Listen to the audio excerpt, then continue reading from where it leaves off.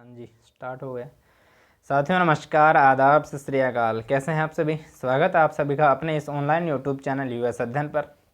साथियों आज है 7 जून 2020 और आज का है हमारा जो कि संडे है, छुट्टी का दिन है। तो आज के दिन हम जो कि पिछले जो क्लास ले रहे हैं उनसे कल अलग है, जो कि कुछ सेशन लेके आते हैं। पिछले संडे को मैं आपके लिए लेके आया था जो कि आपका भारत चीन बॉर्डर विवाद था, उसके बारे में आज मैं आपके सामने लेके आया हूँ आरटी एक्ट 2009। इसका स्पेशल सेशन है जो कि आज हम यहाँ पे करने वाले हैं। बात करते हैं इसके बारे में। सेशन शुरू करते हैं। हमारा सेशन शुरू करने से पहले आपके लिए कुछ आवश्यक जानकारी। अगर आपको ये सेशन अच्छा लगता है तो इसको लाइक कीजिएगा और अपने साथियों के साथ भी है जो कि इसे शेयर कीजिएगा। और अगर आपने अभी तक इस चैनल को सब्सक्राइब नहीं किया है तो वो भी ज़रूर कर लीजिएगा और अपने साथियों को भी है जो कि इस हमारे चैनल से जोड़िएगा। अब आपके दिमाग में आ रहा होगा कि सर आप हमेशा हर रोज़ाना ही जो बात कहते हैं कि इस चैनल को सब्सक्राइब कीजिएगा, सब्सक्राइब कीजिएगा। तो वो इसलिए है क्योंकि जब भी नए बच्चे जुड़ते हैं तो मोटिवेशन है जो कि मेरा मोटिवेशन है वो भी हमारा जो कि दुगना हो जाता है। जब बच्चे ज़्यादा जुड़ते हैं तो अच्छा सेशन क्या बोलते हैं उसे, मतलब और भी कुछ अच्छा करने को है जो कि मन करता है, मोटिवेशन मिलता है कि हाँ यार अपने साथ जो कि बच्चे जुड़ रहे हैं कुछ अच्छा और भी अच्छा किया जाए। इसलिए है जो कि मैं आपके सामने ये बात हमेशा रखता हूँ। शुरू करते हैं आज का हमारा सेशन हमारा आरटी एक्ट 2009। आपको 9 नहीं दिख रहा है, ये नीचे भी नहीं आ पा रहा है, अब है जो कि आपको ये दिखेगा आरटी एक्ट 2009। हम इसके बारे में चर्चा करने वाले हैं, चर्चा करेंगे इसके बारे में एक कहानी के माध्यम से। आरटी एक्ट वैसे तो हम बहुत सी किताबों में पढ़ते हैं, धारा में ये है, 38 धाराएं हैं, 7 अध्याय हैं, इसमें यह है, इसमें यह है, इस धारा में यह है। लेकिन मैंने आपके सामने एक कहानी के द्वारा है जो कि इसको यहाँ पे रखने का प्रयास किया है। अगर आपको कहानी अच्छी लगती है, अगर आपको कॉन्सेप्ट क्लियर हो जाता है कि इस धारा में यह है, कहानी के माध्यम से मैं आपके सामने रख दूँगा। अगर आपको अच्छा लगता है तो ज़रूर लाइक कीजिएगा, शेयर कीजिएगा। शुरू करते हैं आज का हमारा सेशन। इसके बाद आरटी एक्ट के बारे में जो कि महत्वपूर्ण तथ्य हैं वो भी मैं आपके सामने रख देता हूँ एक एक करके। पूरा नाम है इसका right to education act 2009। Hindi में बात करते हैं तो निकल के आता है निःशुल्क एवं अनिवार्य बाल शिक्षा का अधिकार अधिनियम 2009। आपको यहाँ पे एक बात ध्यान रखने की है कि जो मैंने आपके सामने बोला है निःशुल्क एवं अनिवार्य, तो ये हैं जो कि आप इनका क्रम है जो कि ध्यान रखिएगा। कई बार एग्जाम में एक क्रम का नाम भी है जो कि पूछ लिया जाता है। पहले आपका निःशुल्क आता है और बाद में आपका अनिवार्य। निःशुल्क एवं अनिवार्य बाल शिक्षा का अधिकार अधिनियम 2009। तो ये तो हो गया इसका पूरा नाम। अब है 1976 में 42वां संविधान संशोधन था, उसके द्वारा है जो कि शिक्षा को क्या बोलते हैं उसे समवर्ती सूची में रखा गया था। 1976 में 42वां संविधान संशोधन जिसके द्वारा शिक्षा को समवर्ती सूची में रखा गया, इसको आप याद रखिएगा। और ये जो आपका था आरटी एक्ट इस पे है जो कि ये राज्यसभा में पारित हुआ आपका। आगे आगे कर लेते हैं इसको थोड़ा। राज्यसभा में पारित हुआ आपका ये 20 जुलाई को। पेंसिल एक सेकंड के लिए, हाँ जी 20 जुलाई को आपका राज्यसभा में पारित हुआ। और 20 जुलाई के बाद में आता है आपका 4 अगस्त। 4 अगस्त को है जो कि लोकसभा में पारित हुआ। 20 जुलाई को राज्यसभा में पारित हुआ, 4 अगस्त को लोकसभा में पारित हुआ। 26 अगस्त को तत्कालीन राष्ट्रपति जो कि आपकी प्रतिभा देवी सिंह पाटिल थी, उन्होंने इस पर सिग्नेचर किया, ये अधिनियम बना। पहले ये एक्ट था, अब अधिनियम बना। 26 अगस्त को अधिनियम बना। 27 अगस्त को है जो कि इसका नोटिफिकेशन जारी किया गया। 27 अगस्त 2009, 27 अगस्त को है जो कि इसका नोटिफिकेशन जारी किया गया। और ये अंत में लागू हो चुका आपका 1 अप्रैल 2010 को।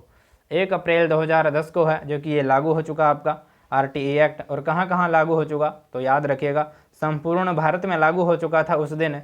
सिर्फ आपका J&K को छोड़ अर्थात जम्मू और कश्मीर को छोड़कर है जो कि संपूर्ण भारत में आपका यह आरटी एक्ट है जो कि लागू हो चुका था। उस समय जम्मू कश्मीर में है जो कि धारा 370 थी, वहाँ का संविधान अलग था, वहाँ पूरे नियम कानून अलग थे, वहाँ पे लागू नहीं हुआ था। लेकिन याद रखिएगा 5 अगस्त 2019 से ये जम्मू कश्मीर में भी है जो कि लागू हो चुका है। 5 अगस्त 2019 से ये जम्मू कश्मीर में भी लागू हो चुका है आपका आरटी एक्ट 2009। यहाँ तक ये बात क्लियर है। ये महत्वपूर्ण तथ्य हैं, इनको आप याद रखिएगा। इनके बारे में जैसे कुछ समझाने लायक इतनी कुछ बात है नहीं, ये तथ्य हैं जो कि आपको याद रखनी ही है। बात करते हैं आगे। अब ये तो हो गई आपकी भारत की बात। राजस्थान की बात करते हैं कि राजस्थान में कब लागू हुआ। तो राजस्थान में ये लागू हुआ आपका 29 मार्च 2011। 29 मार्च 2011 को है जो कि इसकी अधिसूचना जारी की गई राजस्थान में, और आपका ये 1 अप्रैल 2011 को लागू हो गया राजस्थान में।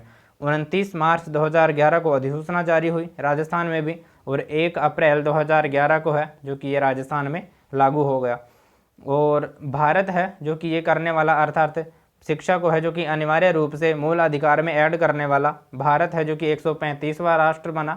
पूरे विश्व में 135 नंबर का है जो कि भारत बना राष्ट्र। जो फर्स्ट नंबर पे था वो कौन था आपका, वो था नॉर्वे। आगे हम बात करते हैं। पहला राष्ट्र था आपका नॉर्वे जो कि शिक्षा को मूल अधिकार में ऐड करने वाला राष्ट्र था। अब ये जो यूरोपियन कंट्री हैं 2-3, आप कहेंगे सर यही फर्स्ट क्यों आते हैं, नॉर्वे है, स्वीडन है, फिनलैंड है, जो भी आप रैंकिंग देखते हैं उनमें है जो कि यूरोपियन कंट्री 2-3-4 हैं। ये क्लास में वो वाले बच्चे हैं जो कि फर्स्ट बेंच पे बैठते हैं और इंटेलिजेंट बच्चे हैं, हमेशा यही है जो कि फर्स्ट सेकंड थर्ड हैं जो कि हमेशा आते रहते हैं। तो नॉर्वे आपका फर्स्ट है इस काम में भी। बात करते हैं आगे। आरटी एक्ट में है क्या। आरटी एक्ट में 7 तो अध्याय हैं, उनकी हम चर्चा करेंगे यहाँ पे। 7 तो अध्याय हैं, 38 धाराएँ हैं, और 7 अध्याय 38 धाराएँ और एक आपकी अनुसूची है। आरटी एक्ट में इनकी हैं जो कि हम चर्चा करेंगे।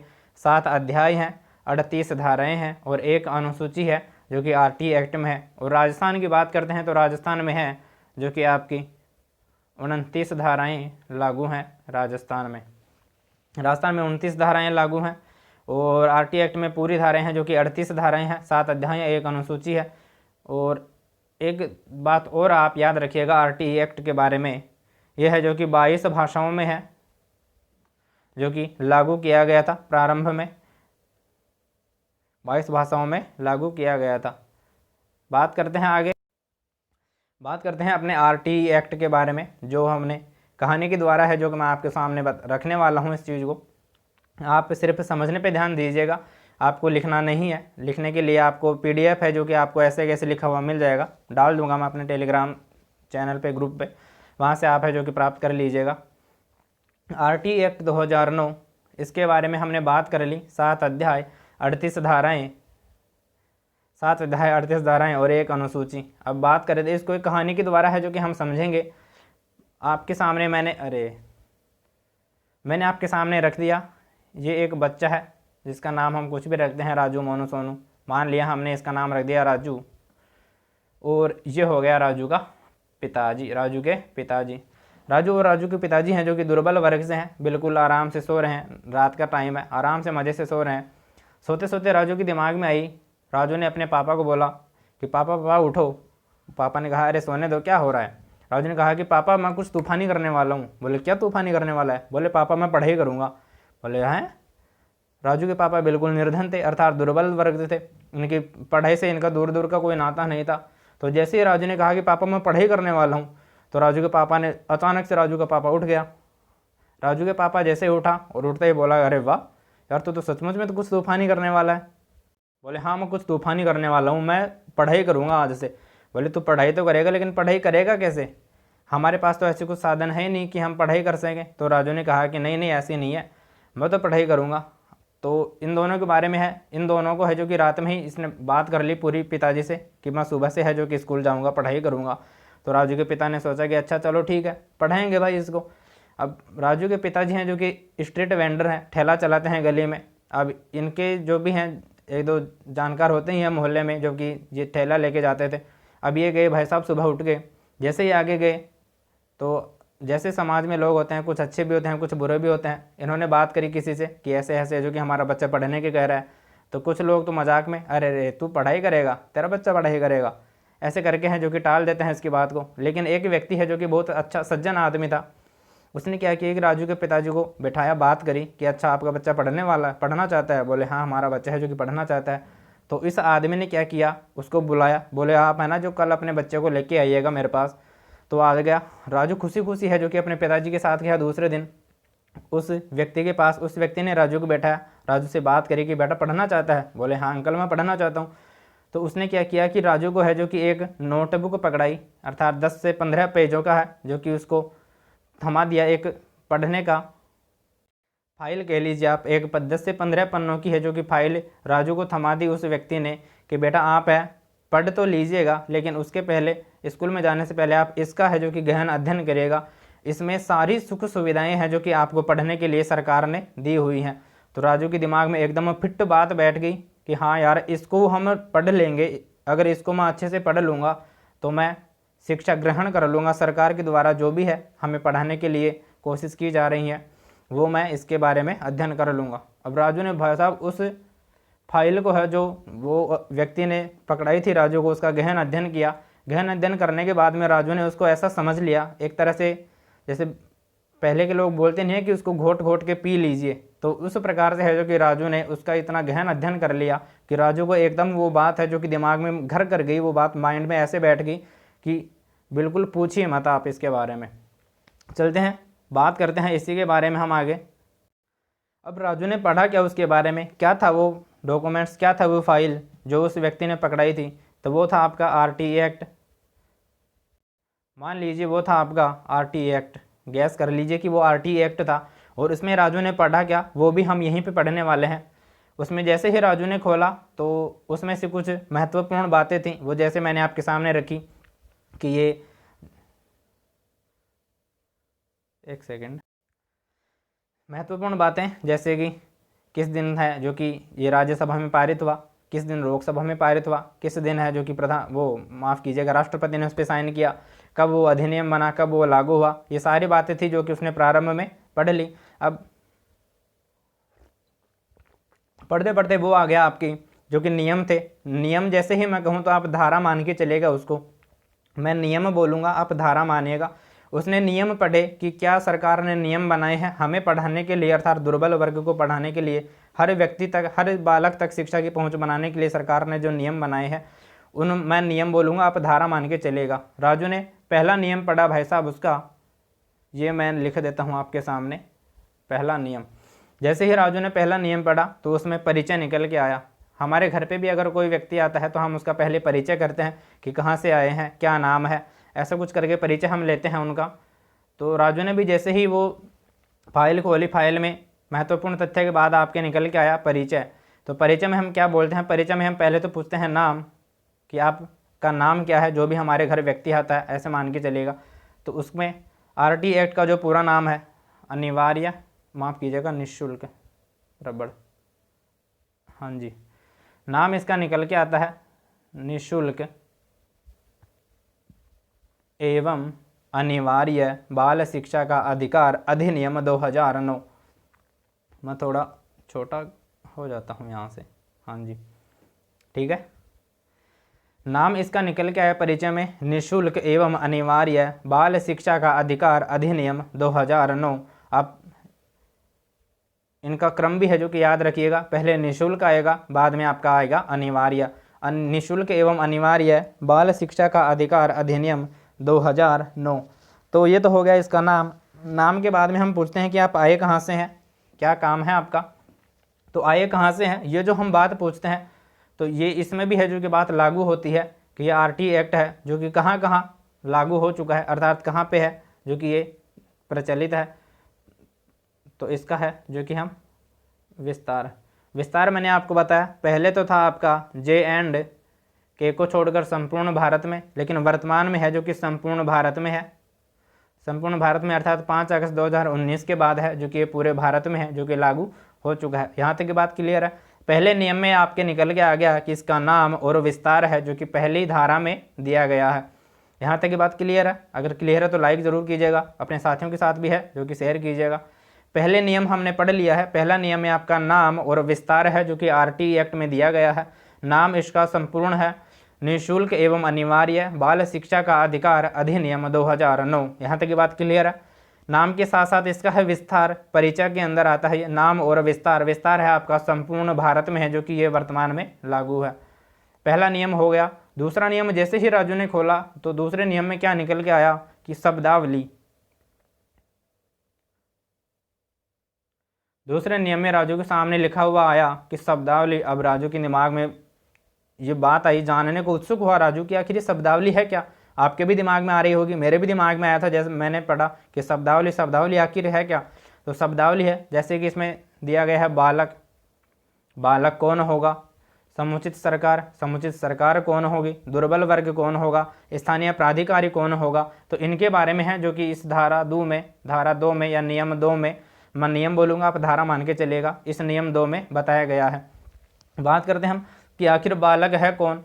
बालक है आपका 6 से 14 वर्ष का जो भी छात्र है वो बालक है।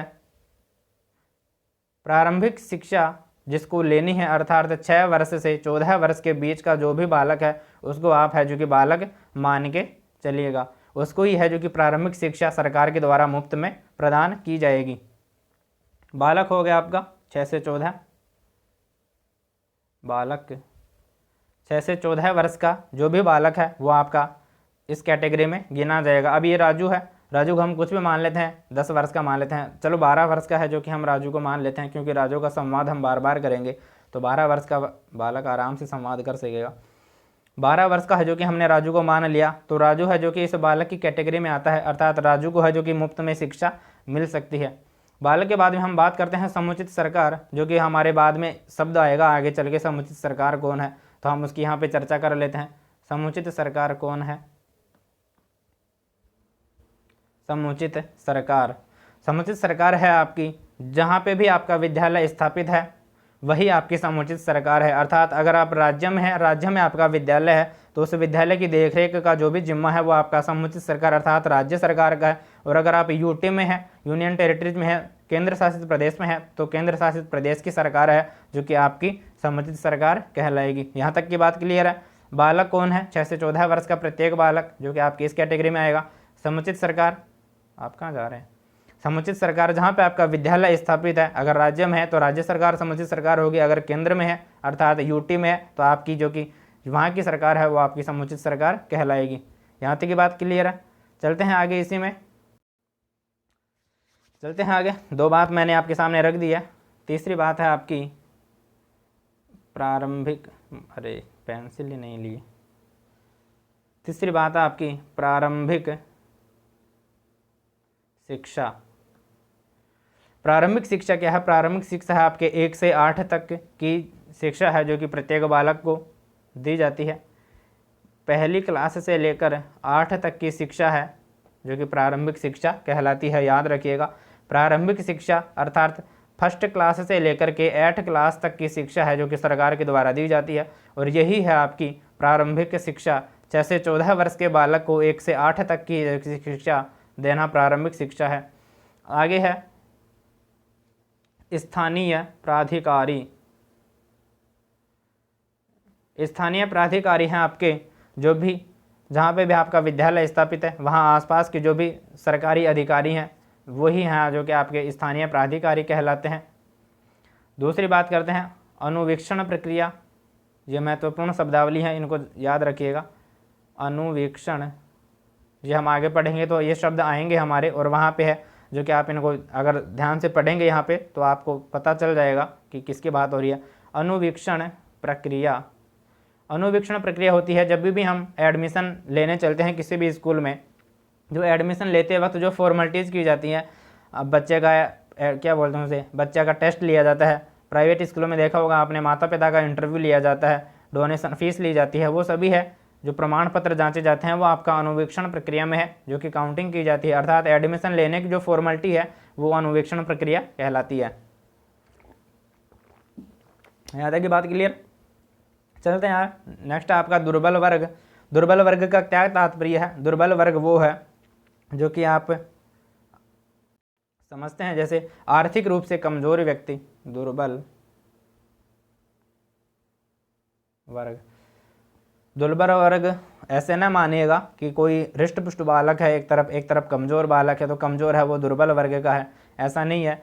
दुर्बल वर्ग है कि आर्थिक रूप से जिसकी कमज़ोर स्थिति हो, आर्थिक रूप से कमज़ोर अर्थात जिसके पास पैसे की कमी हो, अभाव हो, वो आपका दुर्बल वर्ग में है, जो कि गिना जाता है। तो ये हो गया आपकी महत्वपूर्ण शब्दावली। बालक हो गया, समुचित सरकार हो गया, अनुवीक्षण प्रक्रिया हो गया, दुर्बल वर्ग हो गया, स्थानीय प्राधिकारी हो गया।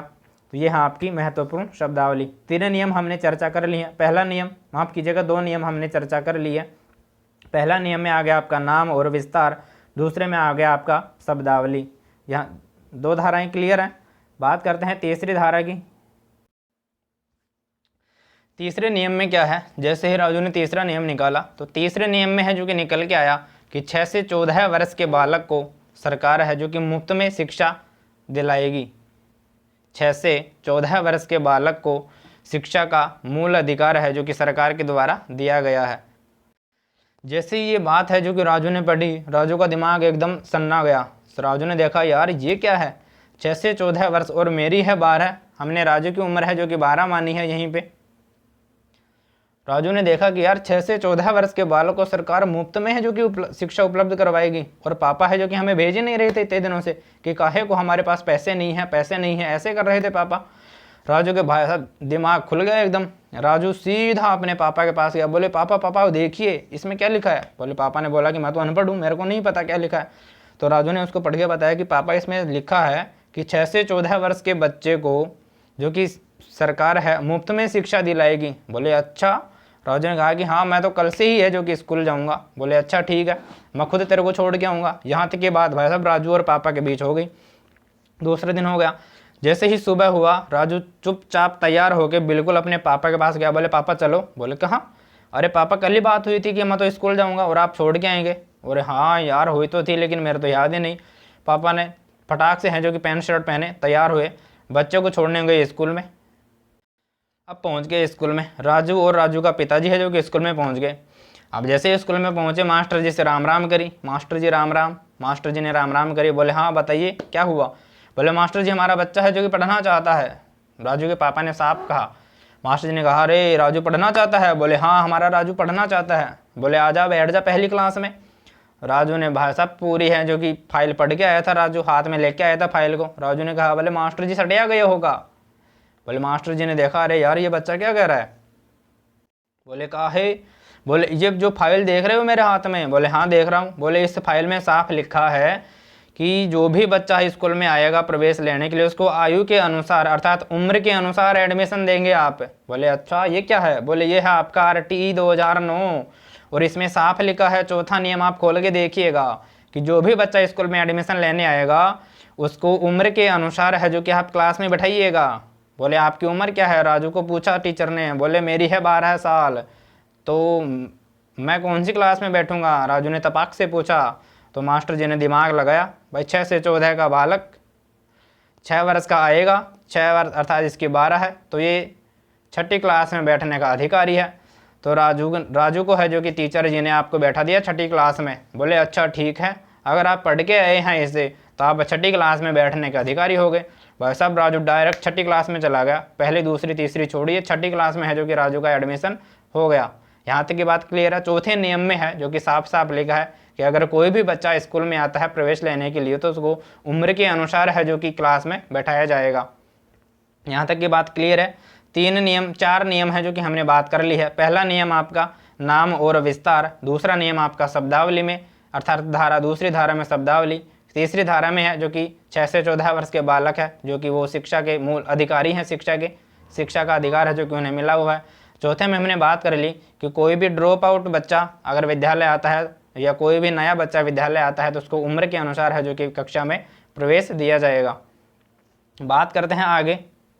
अब जैसे ही राजू क्लास में जाके बैठा, राजू ने देखा कि यार कोई टीचर ही पढ़ाने को नहीं आ रहा है। राजू को आधे घंटा हुआ, 1 घंटा हुआ, कोई टीचर ही है जो कि क्लास में नहीं आ रहा है। राजू का दिमाग सटिया गया। राजू भाई साहब वहाँ से उठा, सीधा घर पे पहुँचा पापा के पास और बोला कि पापा मैं नहीं पढ़ूंगा वहाँ पे, मैं दूसरे स्कूल में जाऊँगा। राजू के पापा ने देखा कि यार इसका बच्चे का दिमाग है कि क्या है। राजू के पापा ने पूछा कि आखिर हुआ क्या। तो राजू ने कहा कि वहाँ पे पढ़ाई नहीं होता, वहाँ जो टीचर जी हैं वो जो मास्टर जी हैं वो पढ़ाते ही नहीं हैं बच्चों को। तो राजू के पिताजी आए भाई साहब स्कूल में बच्चे की सिफारिश लेके। बोले मास्टर जी आप पढ़ाते नहीं हो। बोले किसने कहा। बोले राजू ने कहा। तो मास्टर जी ने पूछा राजू से, भाई राजू ऐसा क्या है, किसने नहीं पढ़ाया? बोले आप ही ने नहीं पढ़ाया। बोले यार मैं दूसरी क्लास में हूँगा, बिल्कुल मैं सभी को पढ़ाता हूँ, आज तक किसी बच्चे ने ऐसे नहीं कहा कि नहीं पढ़ाते हो। बोले नहीं, मेरे को 2 घंटे हो गए बैठे, आप एक भी क्लास है क्योंकि आपने नहीं लिया, आप यहीं पे कुर्सी तोड़ रहे हैं बैठे बैठे। देखिए, मेरा किसी को भावनाओं को ठेस पहुंचाने का मकसद नहीं है, मैं सिर्फ आपके सामने एक कहानी लेके आया हूं जो कि सिर्फ समझाने के लिए है। आप इस किसी भी बच्चे को अगर कोई बुरा लगता है तो ऐसी कोई बात न मानिएगा। ये कहानी है सिर्फ समझाने के लिए है। अगर कोई शिक्षक भी अगर इसे देखते हैं तो आप अपने दिल पे न लगाइएगा, अर्थात बुरा न मानिएगा मेरी बातों का। मैं सिर्फ है जो कि यहाँ पे समझाने के लिए है जो कि ये शब्द यूज़ कर रहा हूँ। तो बोला, राजू से पूछा गया कि आखिर राजू चाहता क्या है, तो राजू ने कहा कि मैं तो दूसरे स्कूल में है जो कि एडमिशन लेना चाहता हूँ। तो टीचर जी ने कहा कि अच्छा ऐसे कैसे हो सकता है, कल इस विद्यालय में है जो कि एडमिशन लिया, आज दूसरे में। बोले हाँ बिल्कुल मैं जा सकता हूँ। बोले क्या नियम है इसका? बोले ये देखिए, राजू ने फाइल दिखाई तपाक से हाथ में। बोले ये जो फाइल है ना, जैसे मान लीजिए ये मेरे हाथ में रुमाल है, राजू ने फाइल दिखाई तपाक से कि इस फाइल में साफ लिखा है कि बच्चा किसी भी विद्यालय में है जो कि एडमिशन ले सकता है, अधिकार है बच्चे का। बोले अच्छा, बोले कौन से नियम में लिखा है? तो राजू ने फटाक से कहा कि ये देखिए, ये खोलिए इसको, ये जो आपका 5वां नियम है इसमें साफ लिखा है कि प्रत्येक बालक को है जो कि किसी भी विद्यालय में एडमिशन लेने का अधिकार है। यहाँ तक की बात क्लियर। 5 हमने अधिकार बात कर लिए, 5 धारा है जो कि हमने यहाँ पे बात कर ली है 5 धारा की। अब जैसे ही 6ठी धारा का नियम आता है, 6ठा नियम आता है, अब राजू ने भाई साहब तपाक से बोला कि अगर यहाँ पे पढ़ाई नहीं होगी तो मैं ये जो मेरे मोहल्ले के आसपास के जो भी बच्चे हैं ना, 10, 15, 20, 22, 25, इनको भी है जो कि मैं साथ लेके जाऊँगा। भाई साहब टीचर जी का दिमाग सन्ना गया। बोले हैं खुद तो जाएगा ही जाएगा, ये जो 20-25 अपने पास बालक हैं इनके मोहल्ले के, वो भी जाएंगे। तो भाई साहब राजू से बात करी गई। राजू को पूछा टीचर जी ने कि इनको क्यों लेके जाओगे आप, मतलब आपको जाना है तो आप जाइए। राजू ने भाई साहब तपाक से जवाब दिया कि अच्छा ऐसे थोड़ी ना हो सकता है, मैं चला जाऊँ तो दूसरी स्कूल थोड़ी खुल जाएगी मेरे लिए। अगर ये बच्चे जाएंगे 10, 20, 22, 25 जो भी हैं, ये मेरे मोहल्ले के जहाँ भी बच्चे जाएंगे ना, वहीं पे हमारा है जो कि नया विद्यालय खुल जाएगा। अर्थात विद्यालय की स्थापना है जो कि आपके नए 6ठे नियम में है जो कि दी गई है। मास्टर जी ने पूछा अच्छा तुम जहाँ पे जाओगे वहीं पे विद्यालय खुल जाएगा? बोले और क्या? राजू ने भाई साहब नियम दिखाया फटाक से। राजू ने फाइल खोली अपनी। बोले ये देखो, इसमें साफ लिखा है कि अगर 1 से 5 तक 20 बच्चे हो गए तो 1 किलोमीटर में है जो कि सरकार स्कूल खोल देगी। भाई साहब यहाँ तक की बात क्लियर। 1 से 5 तक 20 से अधिक बच्चे या 20 कम से कम बच्चे हो गए तो 1 किलोमीटर में है जो कि आपका स्कूल विद्यालय की स्थापना जो कि कर दी जाएगी। 1 से 5 तक 20 बच्चे और 6 से 8 तक है जो कि अगर 30 बच्चे हो जाते हैं तो 2 किलोमीटर के एरिया में, क्षेत्र में आपका विद्यालय जो कि स्थापना हो जाएगी विद्यालय की। यहाँ तक की बात क्लियर है। 6ठा नियम अर्थात 6ठी धारा है जो कि कहती है विद्यालय की स्थापना, और वो कहाँ 1 से 5 तक 20 बालक हो जाते हैं तो 1 किलोमीटर के क्षेत्र में, और 6 से 8 तक 30 अगर छात्र हो जाते हैं तो 2 किलोमीटर के एरिया में आपका नया विद्यालय स्थापित कर दिया जाता है। ये हो गई 6ठी नियम तक बात। यहाँ तक की बात क्लियर है। बात आती है आगे। जैसे ही 6ठा नियम कंप्लीट होता है तो मास्टर जी ने फिर पूछा अच्छा, बोले ये बात है? बोले हाँ बिल्कुल ये बात हो गई। अब आती है बात 7वें नियम की। 7वें नियम में क्या है? 7वें नियम की बात जैसे ही आती है, राजू ने फिर से टीचर जी से सवाल किया कि सर जी आप एक बात बताइए। बोले क्या? बोले आप ये जो पैसे लेते हैं सरकार से, आपको पता है पैसा कहाँ से आता है? बोले हाँ बिल्कुल पता है। बोले कहाँ से आता है? बोले राज्य सरकार हमें पैसा देती है, अर्थात सरकार हमें है जो कि मंथली है जो कि हमारे अकाउंट में आ जाते हैं, हमारी इनकम जो भी होती है। बोले ये पैसा आता कहाँ से, आपको पता भी है? बोले हाँ गवर्नमेंट से आता है। बोले कौन सी गवर्नमेंट से? बोले राज्य गवर्नमेंट से। भाई राजस्थान सरकार है, यहाँ पे विद्यालय तो राजस्थान सरकार देगी।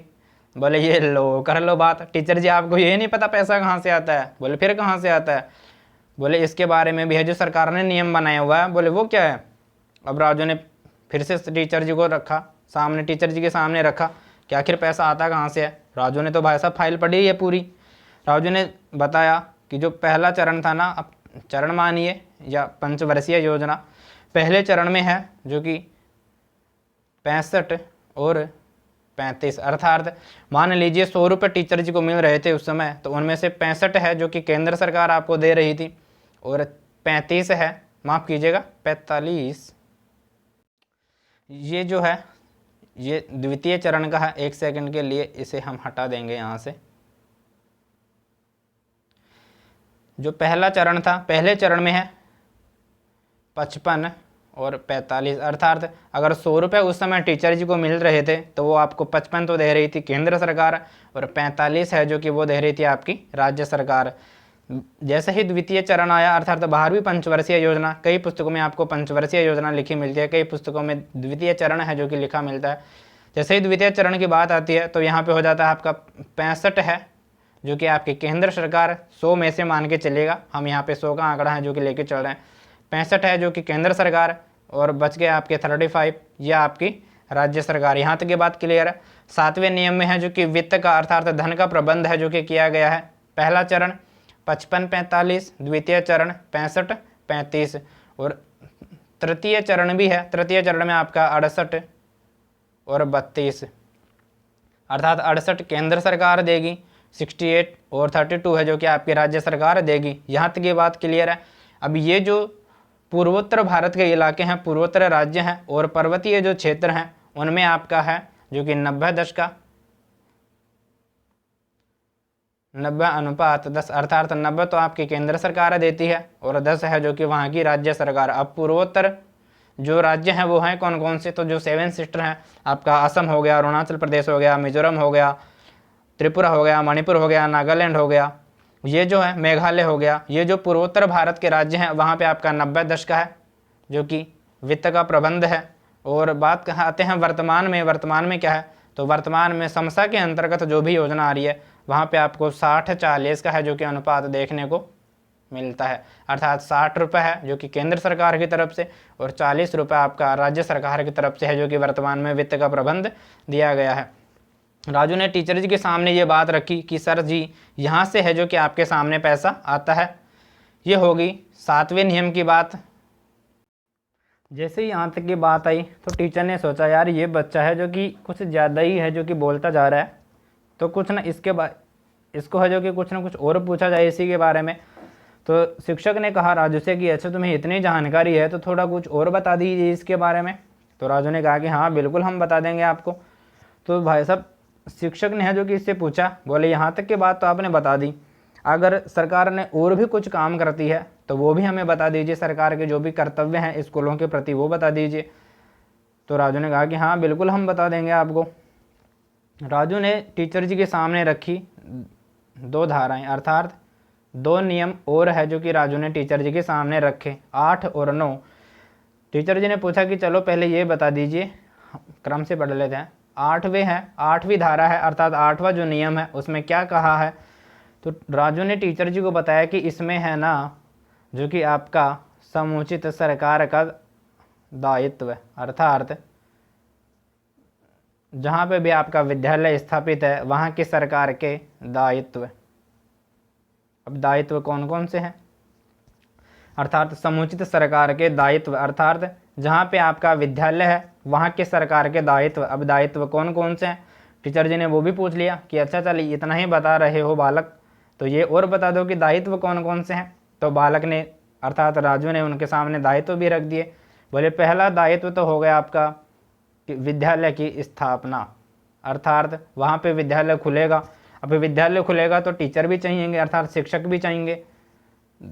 दूसरा दायित्व हो गया कि विद्यालय में शिक्षकों की उपलब्धता, विद्यालय की उपलब्धता, शिक्षक की उपलब्धता। यहाँ तक की बात क्लियर है? अगर यहाँ तक की बात क्लियर है तो थम्स अप जरूर कीजिएगा तो कमेंट बॉक्स में, और सेशन को लाइक ज़रूर कर दीजिएगा। 2 दायित्व हैं जो कि राजू ने शिक्षक के सामने रख दिए। अब शिक्षक आ गया तो शिक्षक पढ़ाएगा क्या, अर्थात पाठ्यक्रम की उपलब्धता। यह हो गया आपका तीसरा दायित्व, पाठ्यक्रम की उपलब्धता। 3 दायित्व हैं जो कि उसने रख दिए। बोले और भी कई कार्य होते हैं, विद्यालय के संपूर्ण कार्य जो भी छोटे मोटे कार्य होते हैं, समस्त कार्य आप मान लीजिए यह आपके हो गए विद्यालय के, माफ़ कीजिएगा सरकार के हैं जो कि दायित्व। कौन सी धारा में हो गई धारा आपकी 8। 8वीं धारा में हो गया आपका समुचित सरकार के दायित्व। यहाँ तक की बात क्लियर है? बात करते हैं 9वीं धारा। 8वीं धारा जैसे ही कंप्लीट होती है फिर से टीचर ने है जो कि राजू के सामने प्रश्न रखा। बोले यहाँ तक बता दिया, आगे भी बता दे बालक। बालक ने है जो कि बिल्कुल, बालक ने कहा कि हम बिल्कुल बताएंगे आपको, चिंता मत कीजिए, हम बिल्कुल अच्छे से हैं जो कि इसको पढ़ के आए हैं। 9वीं धारा में राजू ने बताया, अर्थात 9वीं नियम में है जो कि राजू ने टीचर के सामने रखा कि इसमें है स्थानीय, अर्थात आप जैसे अधिकारियों के कर्तव्य। अब राजू ने तपाक से शिक्षक के सामने रखा स्थानीय अधिकारियों के कर्तव्य। बोले ये क्या चीज़ है स्थानीय अधिकारी? स्थानीय अधिकारी जैसे राजू ने पहला तो कहा कि आप ही हैं जो कि स्थानीय अधिकारी हो गए, एक तरह से यहाँ के आप ही हैं जो कि सरकारी कर्मचारी हैं और इस स्थान पे हैं, तो आप स्थानीय प्राधिकारी। मान लीजिए कोई भी आसपास के हैं जो कि सरकारी कर्मचारी हैं, वो आपके स्थानीय अधिकारी कहलाते हैं। अब इनके क्या कर्तव्य हैं? जैसे विद्यालय के जो भी छोटे मोटे कार्य होते हैं, जैसे मान के चलेगा विद्यालय में अगर पानी का कनेक्शन लेना है तो सरकार को तो है जो कि आना नहीं है यहाँ पे, सरकार को थोड़ी ना फ़ोन करेंगे विद्यालय वाले, स्कूल वाले कि आइए साहब हमारे यहाँ पे पानी का कनेक्शन दे के जाइए। ये जो स्थानीय अधिकारी हैं ये इनका कर्तव्य है कि वहाँ पे पानी की है जो कि उपलब्धता सुनिश्चित करवाएं। और भी कई कार्य होते हैं, ये हो गया आपके माफ कीजिए स्थानीय प्राधिकारियों के कर्तव्य। यहाँ तक की बात क्लियर है। हमने धारा 9 तक है जो कि बात कर ली है, एक बार पुनः उनका रिवीजन करते हैं फटाक से। पहली धारा में हो गया आपका नाम और विस्तार, दूसरी धारा में हो गया शब्दावली, तीसरी धारा में हो गया कि 6 से 14 वर्ष के बालक को है जो कि शिक्षा का मूल अधिकार हो गया, उसका अधिकारी है वो शिक्षा लेने का। धारा 4 में है जो कि ये हो गया कि प्रत्येक बालक को है जो कि उम्र के अर्थात आयु के हिसाब से है जो कि उसको एडमिशन दिया जाएगा। धारा 5 में हो गया कोई भी बालक किसी भी विद्यालय में है जो कि एडमिशन ले सकता है। धारा 6 में हो गया आपका विद्यालय की स्थापना। धारा 7 में हो गया वित्त का प्रबंधन अर्थात पैसे का प्रबंधन। धारा 8 में हो गया आपका समुचित सरकार का दायित्व। धारा 9 में हो गया स्थानीय अधिकारियों के कर्तव्य या दायित्व। यहाँ तक की बात क्लियर है। यहाँ तक की बात करके है जो कि राजू और उसका पिताजी हैं जो कि आ जाते हैं घर पे, शिक्षक की परमिशन ले लेते हैं कि अच्छा हम देखते हैं, सोचते हैं कि हम दूसरे विद्यालय में जाएं या नहीं जाएं, या कल से फिर हमारा बच्चा है जो कि यहीं पे आ जाए। यहाँ तक की बात करके वो चले जाते हैं घर पे आराम से खाना वाना खाते हैं, सोते हैं मस्त। रात को राजू का पिता है जो कि राजू से पूछता है, बोले राजू इधर आ। राजू आ गया, बोले हाँ। बोले तू एक बात बता, अगर तू इतना ही पढ़ा लिखा और अच्छे से है जो कि इसको समझ चुका है तो फिर तू उस स्कूल में है जो कि वहीं पे क्यों नहीं पढ़ लेता, अर्थात उसी स्कूल में क्यों नहीं पढ़ लेता? शिक्षक जी से बात कर लेंगे कि वो अच्छे से पढ़ाई करवाएंगे तुम्हारी। बोले हाँ देखते हैं। भाई साहब दूसरे दिन की सुबह हो गई। सुबह जैसे ही हुई तो राजू के पिताजी ने है जो कि फिर राजू से पूछा, बोले कौन से विद्यालय में? बोले राजू ने सोचा रात को कि यार चलते हैं उसी विद्यालय में, टीचर जी पढ़ा देंगे, टीचर से बात करा लेंगे कि हमें तो पढ़ाई वाला वो चाहिए, विद्यालय चाहिए। अब चले गए भाई साहब दोनों की दोनों। जैसे ही वहाँ पे गए शिक्षक देखते ही ये बालक, हे महाराज फिर से आ गए ये बालक, तो फिर से है जो कि दिमाग चाटेगा अपना। अभी यहाँ से आने से पहले है जो कि राजू के पिताजी ने है जो कि राजू का एक छोटा भाई था उसके बारे में भी चर्चा करी कि अरे राजू तू तो स्कूल जा रहा है लेकिन इसको कौन खिलाएगा? राजू ने कहा कि आप चिंता मत कीजिए, इसकी भी व्यवस्था कर रखी है सरकार ने। बोले क्या? बोले ये जो फाइल है ना इसमें साफ साफ लिखा है कि छोटे बालकों की है जो कि वो भी शिक्षा है जो कि वो सरकार के दायित्व हैं, सरकार है जो कि इनको भी शिक्षा दिलाएगी। हाँ 9 तक हमने बात कर ली थी। 10वां आप याद रखिएगा, 10वीं जो धारा है उसमें आपके अभिभावकों के कर्तव्य हैं, अर्थात प्रत्येक अभिभावक का ये कर्तव्य होगा कि वो अपने बच्चों को है जो कि विद्यालय में भेजें और उनको है जो कि प्रारंभिक शिक्षा दिलवाएं। राजू के पिताजी ने है जो कि इसका अच्छे से निर्वहन किया। राजू के पिताजी ने उसको विद्यालय में भेजा राजू को पढ़ने के लिए। और राजू के साथ साथ जो कि राजू का छोटा भाई जो कि थोड़ा छोटा था अर्थात 4-5 साल का था, उसकी भी है जो कि राजू से चर्चा करी कि इसको क्या किया जाए, इसको कौन खिलाएगा, इसको भी है जो कि विद्यालय में पढ़ने भेजें। ये भी 5-6 साल का हो गया, 4-5 साल का हो गया। राजू ने कहा कि इसको भी अच्छा चलो साथ ले आइए। जैसे ही उसको साथ लेके चले रास्ते में आपकी आंगनबाड़ी। राजू ने कहा कि पिताजी आप इसको है जो कि मोनू टोनू कुछ भी मान लीजिए, इस सोनू को है जो कि आंगनबाड़ी में आप एडमिशन करा के आइए। बोले यहाँ पे कौन लेगा इसको? बोले लेंगे इसको, यहाँ पे भी लेंगे। सरकार ने है जो कि छोटे बालकों की अर्थात 3 से 6 अर्थात विद्यालय में जाने से पहले जो पूर्व प्राथमिक विद्यालय की शिक्षा है वो आपको आंगनबाड़ी में देने के लिए, बच्चों को देने के लिए सरकार ने व्यवस्था कर रखी है। 10 में हो गया आपके अभिभावकों के कर्तव्य। 11 में हो गया आपका कि 3 से 6 वर्ष के जो बालक हैं उनको शिक्षा आंगनबाड़ी के द्वारा दी जाएगी, सरकार ने ऐसी व्यवस्था कर रखी है। ये हो गया। राजू ने अपने पिताजी को समझाया कि आप जाइए वहाँ पे इसको एडमिशन करा के आ जाइए। अगर वो नहीं करें तो ये फाइल है जो कि आप लेके जाइएगा। राजू ने फिर से फाइल दिखाई पिताजी को मान ली सॉरी राजू ने पिताजी को फाइल दिखाई कि ये फाइल दिखाइएगा, इसमें साफ साफ लिखा है, ये पढ़ा दीजिएगा उनको कि नियम 11 है जो कि उसमें साफ लिखा है कि 3 से 6 वर्ष के बालक को शिक्षा वहाँ की सरकार दिलाएगी आंगनवाड़ियों के द्वारा। ये होगी यहाँ तक की बात। 11वां नियम था, वहाँ तक हमने बात कर ली है। 9 तक की पहले कर ली थी। 10वें में आपका है जो कि अभिभावकों के कर्तव्य। 11 में आ गए आपके 3 से 6 वर्ष के बालक की शिक्षा समुचित सरकार करेगी आंगनबाड़ियों के द्वारा। यहाँ तक ये बात क्लियर हो गई। अब राजू चला गया अपने विद्यालय में। राजू ने जाके वहाँ पे देखा कि यार ये जो टीचर जी है ना वो पढ़ा नहीं रहे हैं, अच्छे से पढ़ा नहीं रहे हैं। का क्या मतलब है कि न तो इनका पढ़ाया हुआ समझ में आ रहा है और न ये है जो कि अच्छे से कुछ समझा पा रहे हैं हमें। राजू ने भाई साहब शाम को आते ही पिताजी से कहा कि पिताजी मैं नहीं जाऊँगा उस स्कूल में, मेरे को है जो कि दूसरा विद्यालय चाहिए। अब राजू के पिताजी को फिर चक्कर पड़ गया। अब उसने पूछा कि आप जाएंगे कौन से विद्यालय में। अर्थ राजू से पूछा गया कि तू जाएगा कौन से विद्यालय में। तो अब की बार राजू ने सोच लिया कि मैं गवर्नमेंट स्कूल में तो पढ़ूंगा ही नहीं, वहाँ पे जो कि शिक्षा मिलती ही नहीं है, अर्थात वहाँ पे पढ़ाई होती ही नहीं है, मैं तो प्राइवेट स्कूल में जाऊँगा। पर जैसे ही प्राइवेट स्कूल का नाम सुना राजू के पिताजी ने, उनकी आँख खुल गई। बोले अरे यार ये क्या कह रहा है तू, प्राइवेट स्कूल में पढ़ेगा? प्राइवेट स्कूल में हमारे पास पैसा है कहाँ इतना पढ़ाने के लिए। भाई साहब राजू ने तबाक से जवाब दिया, बोले पापा जी क्यों टेंशन ले रहे हो, ये पढ़ा है ना उस अंकल जी ने दिया था, मैंने बहुत अच्छे से है जो कि इसको पढ़ लिया है। इसमें साफ लिखा है कि आपको है जो कि फ्री में शिक्षा मिलेगी। कहाँ मिलेगी? बोले गवर्नमेंट स्कूल में तो मिलेगी ही मिलेगी, प्राइवेट स्कूल में भी अगर आप पढ़ना चाहते हैं तो वहाँ पे भी आप फ्री पढ़ सकते हैं। बोले अच्छा ये बात है, बोले कल ही चलते हैं। दूसरे दिन जैसे ही सुबह हुई, दोनों बाप बेटे एकदम अच्छे से तैयार होके पहुँच गए भाई साहब विद्यालय में। विद्यालय में जैसे ही पहुँचे तो चौकीदार नहीं है जो कि उनको गेट पे रोक लिया। बोले काहे यहाँ पे काहे आ रहे हो? तो राजू ने कहा कि अरे हमें यहाँ पे एडमिशन लेना है। बोले यहाँ पे एडमिशन? बोले हाँ। बोले फीस लाए हो? बोले तुम काहे को रास्ते टांग अड़ा रहे हो, अंदर जाके बात करेंगे हम। भाई साहब चौकीदार ने उनको अंदर जाने की परमिशन दे दी। बोले जाइए। भाई साहब राजू के पिताजी पहुँच गए प्रिंसिपल ऑफिस में। प्रिंसिपल ऑफिस में जैसे ही पहुँचे, प्रिंसिपल ने उनका देखा ऊपर से नीचे रवैया। बोले काहे आए हो? राजू के पिताजी ने कहा कि सर जी अपना बच्चा है जो कि यहाँ पे एडमिशन करवाना चाहता है, यहीं पे पढ़ना चाहता है। बोले हैं? प्रिंसिपल ने ऊपर से नीचे देखा। बोले अच्छा ये क्या है, ये बच्चा है? बोले हाँ। बोले क्या नाम है इसका? बोले राजू।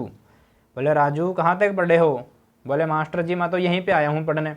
बोले मास्टर जी बोलते हो, सर नहीं बोलते?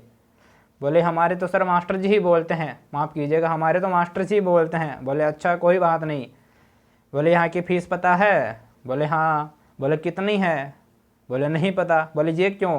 राजू ने फिर से ये दिखाई फाइल कि हमें तो ये पता है। बोले ये क्या है? बोले ये है RTE 2009, इसमें साफ लिखा है कि कोई भी विद्यालय होगा वहाँ पे आपको 25% सीट खाली रखनी पड़ती हैं विद्यालय को। बोले अच्छा तूने पढ़ा है? बोले हाँ। और क्या है इसमें? बोले इसमें है कि कोई भी विद्यालय है, जैसे मान लीजिए आपके 1000 सीट हैं तो वहाँ पे आपको 250 सीट हैं जो कि हमारे लिए अर्थात दुर्बल वर्ग के लिए है जो कि रिजर्व रखनी पड़ती हैं, और उसका पैसा है जो कि सरकार आपको दे देगी हमें पढ़ाने का।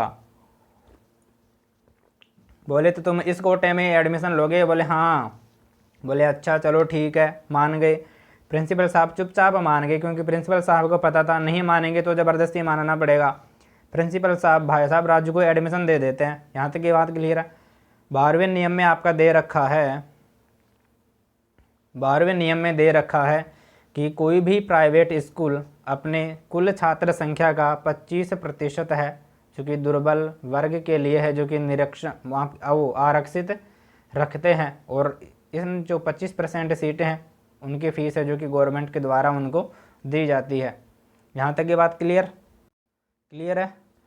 अरे आप शेयर करने में कंजूसी कर रहे हैं साथियों, जल्दी से सेशन के नीचे शेयर का ऑप्शन आ रहा है, वहाँ पे क्लिक कीजिएगा। जिस भी प्लेटफॉर्म पे आप जुड़े हैं, व्हाट्सअप है, मैसेंजर है, टेलीग्राम है, कहीं पे भी आप जुड़ रहे हैं वहीं पे है जो कि शेयर कर दीजिए एक बार दबा के। चलते हैं हम नेक्स्ट। यहाँ तक ये बात क्लियर हो गई हमारे, हमने पढ़ लिया प्राइवेट स्कूलों में है जो भी आपको कुल सीट है वहाँ की 25% आपको वहाँ पे आरक्षण मिलेगा दुर्बल वर्ग को। ये हो गई हमारी धारा 12 तक बात। नेक्स्ट है आपका धारा 13। अब धारा 13 में क्या है, जैसे ही यहाँ तक की बात होती है राजू और राजू के पिताजी बिल्कुल खुश हो जाते हैं। बोले हाँ यार ये तो सही बात है, राजू को एडमिशन मिल जाएगा।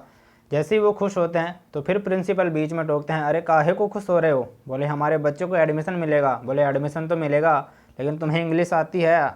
आपने एक मूवी देखी होगी इसके बारे में, वो कुछ इंग्लिश मीडियम है, हिंदी मीडियम कुछ ऐसे मूवी है। अभी वो जो इरफान खान थे, कौन थे, जो उनको अभी निधन हुआ था, उनकी मूवी है, बहुत शानदार मूवी है।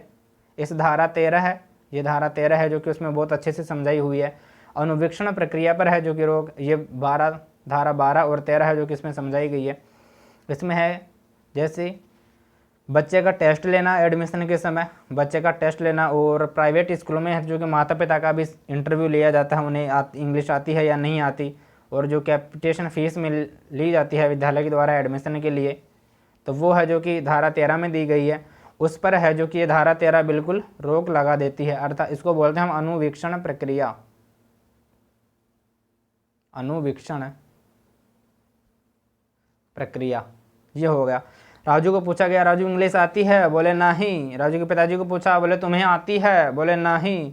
बोले तुम्हारे पास पैसे हैं देने के लिए? बोले नहीं। बोले तुम काहे को आ गए फिर उठ गए? राजू ने जैसे ही सुना काहे को आ गए, राजू ने सामने पटक्का एक मिनट टेबल पे रखा ऐसे कैसे, बोले इसको लेके आ गए। बोले ये क्या है? बोले ये है RT 2009, इसमें साफ लिखा है। बोले क्या लिखा है? बोले ये कुछ होगा ही नहीं यहाँ पे, न तो हमसे पैसे लिए जाएंगे, न हमसे कुछ प्रमाण पत्र मांगे जाएंगे, न हमारा टेस्ट लिया जाएगा, न हमारे पिताजी से है जो कि कुछ पूछा जाएगा। बोले ये सभी है जो कि अनुवीक्षण प्रक्रिया कहते हैं इस प्रक्रिया को, और उस पे है जो कि सरकार ने रोक लगा रखी है। बोले ऐसा कुछ भी नहीं होगा, ये दिया गया आपके धारा 13 में। यहाँ तक की बात क्लियर है? धारा 13 में साफ लिखा है कि अनुवीक्षण प्रक्रिया पर रोक है जो कि लगा दी जाती है। अब अगर कोई विद्यालय इसे नहीं मानता है, तो अगर प्रथम बार में नहीं मानते हैं तो 25,000 का जुर्माना, 25,000 का जुर्माना। द्वितीय बार में भी नहीं मानते हैं, अर्थात दोबारा भी है जो कि ये प्रक्रिया दोहराते हैं, तो 50,000 का जुर्माना। और अगर तृतीय बार भी नहीं मानते हैं, 2 बार जुर्माना हो गया फिर भी नहीं मानते हैं, तो स्कूल की जो कि मान्यता है वो रद्द कर दी जाती है, और जो कैपिटेशन फीस है जो कि ली जाती है उसका 10 गुना है जो कि हर्जाना सरकार को देना पड़ता है। यहाँ तक की बात क्लियर है? धारा 13 तक है जो कि हमने बात कर ली है। धारा 14 में चलते हैं हम। नेक्स्ट धारा है इसकी, हाँ जी, नेक्स्ट धारा है इसकी, वो है आपकी धारा 14। 14 में क्या दिया गया है? तो जैसे कि मैंने अभी आपको बताया, 14 में दिया गया है कि किसी भी प्रकार का जो कि प्रमाण पत्र है जो कि वहाँ पे नहीं मांगा जाएगा, न आयु प्रमाण पत्र, न TC प्रमाण पत्र, न जाति प्रमाण पत्र, जो सभी प्रमाण पत्र हैं वो वहाँ पे नहीं मांगे जाएंगे। ये आपका धारा 14 में है जो कि दिया गया है। राजू ने उनको बता दिया कि हमारे पास कुछ भी नहीं है, हम सिर्फ यहाँ पे पढ़ने आए हैं, न हमारे पास पैसा है, न हमें इंग्लिश आती है, न और कुछ है, न हम यहाँ पे परीक्षा देने आए हैं, अर्थात हम डायरेक्ट है जो कि यहाँ पे एडमिशन लेंगे, न हमारे पास कोई प्रमाण पत्र है। उन्होंने जो कि RT था, RT उनके सामने रखा कि इसमें है जो कि साफ साफ मना करा हुआ है, इसलिए हम ये ऐसा कुछ भी नहीं करने वाले हैं। यहाँ तक की बात क्लियर है? शिक्षक को समझ में आ गया कि ये जो है बहुत ही इंटेलिजेंट बच्चा है, इसके सामने दाल नहीं गलने वाली है। शिक्षक जी ने है जो कि उनको एडमिशन के लिए बोल दिया कि अच्छा ठीक है, आप आ जाइएगा, आपका एडमिशन हो जाएगा। यहाँ तक की बात है जो कि राजू के और शिक्षक के बात हो चुकी है दोनों के बीच में। राजू चला गया घर। दूसरे दिन राजू उठ के आ गया, सुबह हो गई, राजू बिल्कुल रेडी हो गया स्कूल के लिए। राजू का है जो कि पिताजी भी तैयार हो गए राजू को स्कूल छोड़ने के लिए। अब भाई साहब दोनों बाप बेटे आराम से मस्ती से आ रहे हैं, साइकिल पे आ रहे हैं दोनों की दोनों। आहा, पहुंच गए भाई साहब विद्यालय के दरवाजे पे। ये हो गया राजू का विद्यालय। कहाँ गया? ये मैंने बना दिया। अरे यार, पेंसिल चूज नहीं हो रही है, बताइए। ये मैंने राजू का विद्यालय बना दिया, बड़ा बड़ा विद्यालय है, यहाँ पे फीस भी उसी तरह की होती है, बड़ी। भाई साहब राजू जैसे ही पहुंचा दरवाजे पे, राजू खुश हो गया, बोले एडमिशन मिलेगा। राजू को नहीं पता था अंदर क्या होने वाला है। राजू आ गया, राजू के पिताजी पहुंच गए भाई साहब प्रिंसिपल ऑफिस में।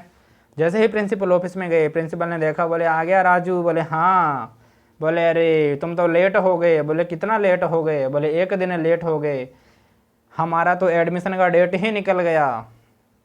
बोले एडमिशन का डेट वो क्या है? बोले 30 सितंबर है जो कि सरकार ने एडमिशन डेट दिया हुआ है कि 30 सितंबर से पहले जो भी एडमिशन होगा उसको आप पढ़ाइएगा। राजू ने भाई साहब फिर से बोला, बोले मास्टर जी सटिया गए हो, बोले काहे? बोले आपने हमें कमज़ोर समझ लिया क्या? बोले क्यों? बोले सरकार ने 30 सितंबर लास्ट डेट बताई हुई है, हमें पता है, लेकिन आगे भी आप हैं जो कि एडमिशन ले सकते हैं। बोले क्यों? बोले आगे जो आप एडमिशन लेंगे उन्हें आप नए वर्ष में अर्थात नए सत्र में ऐड कर दीजिएगा, ऐसा सरकार ने बताया हुआ है। 30 सितंबर तो हम मानते हैं आपकी बात को, लेकिन ऐसा सरकार ने नहीं कहा है कि आगे है 30 सितंबर के बाद आप एडमिशन नहीं लेंगे। सरकार ने बताया है कि 30 के बाद से आप एडमिशन लेंगे तो उन्हें नए सत्र में है जो कि ऐड कर दीजिएगा, और एडमिशन तो आपको लेना ही पड़ेगा। भाई साहब राजू ने टीचर जी के सामने रख दिए बात। जैसे ही टीचर जी के सामने रखी, टीचर जी की आंखें फटी रह गई। बोले ये बच्चा बड़ा इंटेलिजेंट है, इसने अच्छे से पढ़ा हुआ है क्या? बोले ये फाइल, इस फाइल को है जो कि राजू ने अच्छे से कूट कूट के है जो कि पढ़ा हुआ है। यहाँ तक ये बात क्लियर हो गई। भाई साहब राजू का एडमिशन हो गया। 30 सितंबर लास्ट डेट, और नए सत्र में है जो कि 30 सितंबर के बाद अगर एडमिशन होता है तो उसको नए सत्र में है जो कि जोड़ा जाता है। यह आपका हो गया धारा 15 में। धारा 15 में ये बात है जो कि RTE में दी गई है। यहाँ तक की बात क्लियर है? क्लियर है तो लाइक ज़रूर कीजिएगा और शेयर कीजिएगा अपने साथियों के साथ। चलते हैं आगे। धारा 15 तक हमने बात कर ली है। धारा 16 में क्या है? अब राजू का एडमिशन हो गया, राजू क्लास में आराम से जाके बैठ गया। जैसे ही राजू क्लास में जाके बैठा, टीचर जाए पीछे के पीछे, बोले राजू उठ पढ़ ले। बोले राजू ने कहा कि सर बहुत परेशान हो चुके हैं, अब थोड़ा हम रेस्ट करेंगे। राजू भाई साहब मस्त एकदम हो गए, लेट गया। राजू के एग्ज़ाम आ गए। राजू ने पूरे साल है जो कि मस्ती मारी बिल्कुल अच्छे से। राजू के टीचर ने कहा बोले राजू फेल कर देंगे। बोले नहीं करोगे। बोले काहे नहीं करेंगे? बोले मैंने कहा ना नहीं करोगे। अब राजू ने अपने साथियों से भी चर्चा कर ली इसके बारे में। बोले मस्त रहो, खेलो कूदो, कोई दिक्कत नहीं है, आपको है जो कि कोई शिक्षक फेल करने वाला नहीं है यहाँ पे। बोले काहे? बोले तुम चिंता मत करो, हमारे पास ये जो कागज़ है इसमें साफ है लिखा है। बोले क्या लिखा है? बोले 1 से 8 तक किसी भी बालक को है जो कि फेल नहीं किया जाएगा, चाहे वो पढ़े चाहे नहीं पढ़े। बोले यहाँ तक की बात क्लियर है? नहीं है? अरे है, हाँ कर दीजिएगा। राजू ने भाई साहब सभी को बताया। सभी को क्या बताया? धारा 16 में है जो कि साफ साफ लिखा है कि किसी भी बालक को है जो कि क्लास में फेल नहीं किया जाएगा, और नहीं है जो कि उसको बाहर निकाला जाएगा, न तो निष्कासित किया जाएगा 1 से 8 तक, और नहीं है जो उसको फेल किया जाएगा। अर्थात 1 से 8 तक है जो कि सारे बच्चों को है जो कि पास करना अनिवार्य रखा गया है। ये सरकार के द्वारा नियम बनाया हुआ है। लेकिन इस नियम में है, इस धारा में है जो कि जनवरी 2019 में है जो कि कुछ चेंजेस किए गए। माफ़ कीजिएगा, 2019 जनवरी 2019 में जनवरी में है जो कि कुछ परिवर्तन किया गया, और प्रधानाध्यापक जो है उसको ये पावर दी गई कि आप क्लास 8 में है जो कि किसी बच्चे को फेल कर सकते हो अगर वो पढ़ाई नहीं करता है तो।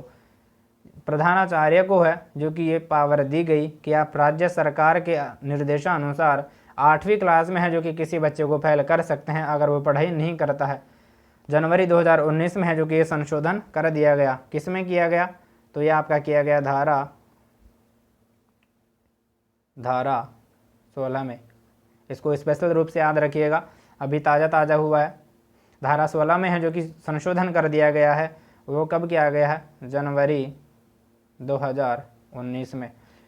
प्रधानाध्यापक को है जो कि ये शक्ति दी गई है कि आप किसी बच्चे को है जो कि सिर्फ 8वीं क्लास में है जो कि फेल कर सकते हैं अगर वो पढ़ाई नहीं करते हैं तो। यहाँ तक की बात है जो कि क्लियर हो गई। अब बच्चों ने कहा राजू से, बोले राजू पढ़ेंगे नहीं तो मास्टर जी पिटाई करेंगे। बोले नहीं करेंगे। बोले काहे नहीं करेंगे? बोले ये जो अगला नियम आ रहा है ना जो सरकार ने हमें बताया हुआ है, धारा 17, इसमें साफ साफ लिखा है। बोले क्या लिखा है? बोले किसी भी बच्चे को न तो पीटा जाएगा, और नहीं है जो कि मेंटल तरीका से, मानसिक तरीके से भी है जो कि उसको टॉर्चर नहीं किया जाएगा। न तो शारीरिक दंड दिया जाएगा और नहीं आपका मानसिक दंड दिया जाएगा। दोनों को भी है जो कि सरकार ने अमान्य कर दिया है। ये हो गया आपका धारा 17 में। धारा 17 और 16 को है जो कि बालक के लिए है, बिल्कुल स्वर्ग के स्वरूप माना गया है कि आराम से मस्त रहिए, न तो पढ़ाई की कोई टेंशन है, और न तो आपको टीचर कुछ कहेगा, न फेल करेगा, न बाहर निकालेगा विद्यालय के, न आपको पिटाई किया जाएगा, कुछ भी है जो कि आपके साथ नहीं किया जाएगा। ये बात होगी आपकी 16 और 17 की। यहाँ तक की बात क्लियर है? क्लियर है तो लाइक कीजिएगा, शेयर कीजिएगा, अपने साथियों के साथ भी है जो कि शेयर जरूर कीजिएगा, अपने साथियों को जोड़िएगा हमारे चैनल के साथ। बात करते हैं आगे बात करते हैं अब जैसे ही है जो कि राजू वहाँ पे थोड़े दिन रुका और रुका, राजू को बच्चों ने बताया कि यार राजू यहाँ पे है ना जो सुविधा भी नहीं है इतनी। बोले क्या? बोले यहाँ पे ना तो खेलने का मैदान है, न और कुछ है, ऐसी कुछ सुविधा नहीं है, न रसोई में अच्छा खाना बनता है, रसोई वगैरह है ही नहीं, बाहर है जो कि खाना बनाया जाता है। बोले राजू को पता चला अच्छा ये परेशानी है। बोले हाँ। राजू अपने एक दो छोटे छोटे साथियों के साथ है जो कि प्रधानाध्यापक के पास गया। बोले टीचर जी। बोले हाँ। बोले यहाँ पे खेलने का मैदान ही नहीं है, हम कहाँ पे खेलें? बोले मैदान बनेगा बनेगा। टीचर जी ने वहाँ जो कि एक दो बार है जो कि राजू को वापस भेज दिया, ऐसे बहला फुस लगे। राजू भाई साहब एक दिन राजू को आया क्रोध हुआ, राजू क्रोधित हो गया। राजू है जो कि फिर से अपनी फाइल उठाया, हाथ में गया प्रिंसिपल के साथ। बोले सर जी मैं आ गया। बोले हाँ राजू बताइए। राजू का पावर चढ़ा हुआ था। राजू ने कहा कि सर जी एक बात बताइए, आपने विद्यालय में खेल का मैदान काहे नहीं बना रखा है? बच्चे खेलेंगे कहाँ पे? बोले बहुत सा मैदान है, खेलो। बोले काहे? यहाँ पे कौन सा मैदान है? बोले ये सारा है जो कि मैदान पड़ा है सामने। राजू ने अपना नियम खोला, अपना चिट्ठा खोला फाइल का, उसमें बताया कि ये जो 18 नंबर का नियम है ना, इसमें लिखा है। बोले क्या लिखा है? बोले इसमें तो लिखा है आपके विद्यालय की मान्यता, याद रखिएगा, विद्यालय की मान्यता। आपने विद्यालय की परमिशन ले रखी है सरकार से? बोले ले रखी है। बोले विद्यालय की मान्यता आपके जो कि इस नियम में दी गई है। बोले और यहाँ तक की बात, अगर आपने मान्यता नहीं दे रखी है तो आपको 10 लाख रुपए का है जो कि जुर्माना मिलेगा, जुर्माना देना पड़ेगा सरकार को, मिलेगा नहीं, माफ़ कीजिएगा। और इसके अलावा है जो कि प्रतिदिन के हिसाब से 10,000 रुपये प्रतिदिन के हिसाब से है जो कि जुर्माना और देना पड़ेगा। 10 नहीं, माफ़ कीजिएगा, ये है जो कि आपका 1 लाख है।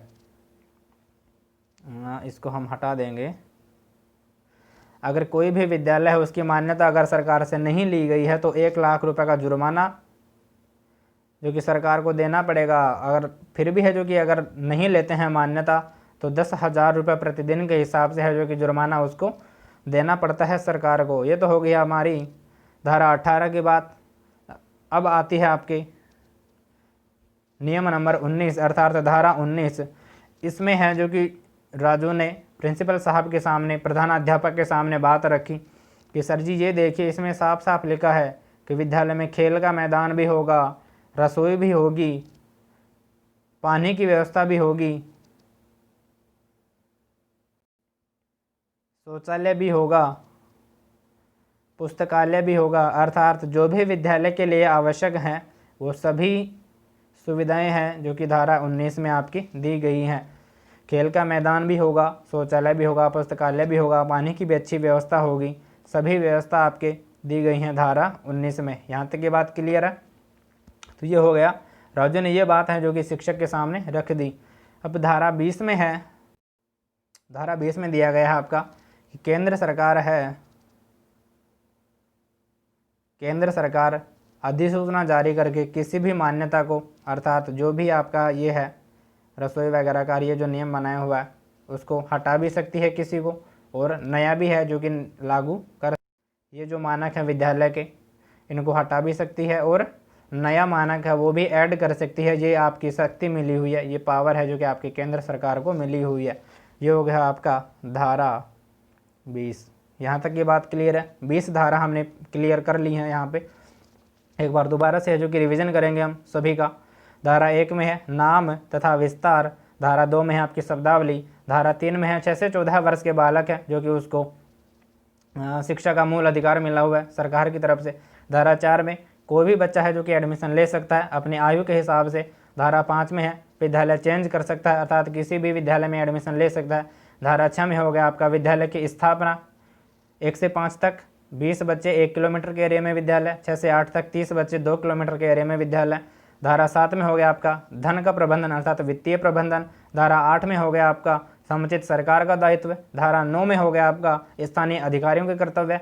धारा 10 में हो गया आपका माफ़ कीजिएगा अभिभावकों के मूल कर्तव्य कि अभिभावक है जो कि विद्यालय में भेजें अपने बच्चों को, प्रारंभिक शिक्षा दिलवाएं।